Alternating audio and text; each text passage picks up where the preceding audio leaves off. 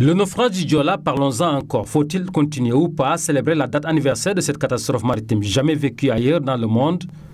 Je connais plus d'un qui répondrait par oui à cette interrogation.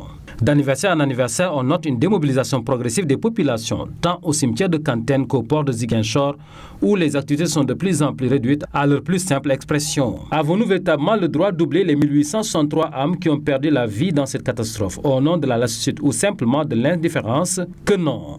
Et pourtant, c'est ce qui semble se dessiner avec la sourde oreille servie à l'Association nationale des familles des victimes, qui, voilà 2 ans, court derrière la consécration du 26 septembre en journée nationale des patriotes pour lutter contre l'amnésie.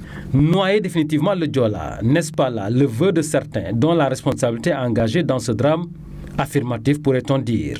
Ce 27 septembre, où la presque totalité de la presse a choisi de reléguer au second plan le 15e anniversaire du Joola, préférant afficher à leur une de la politique et rien que de la politique, en dit plus.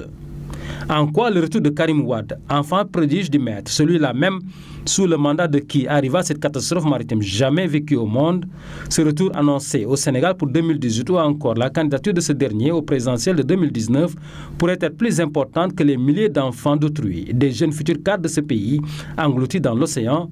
N'est-ce pas Maître Wade qui, à la face du monde, reconnaissait la responsabilité de l'État du Sénégal dans ce naufrage le 1er octobre 2002 à Ziguinchor?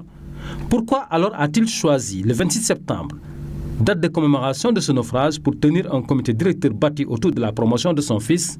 Le moins que l'on puisse dire, c'est que la presse sénégalaise s'est aussi laissée embarquer dans cette volonté manifeste de vouloir noyer le Joola. Mais c'est méconnaître l'adage wolof qui dit « Sous le cœur de côté feigne » pour dire que c'est du jeu de dupes que de vouloir ensevelir l'ombre. Par devoir de mémoire, donnons à cette journée du 26 septembre tout le traitement qu'elle mérite, car c'est près de 2000 âmes qui ont péri dans ce naufrage du Joola.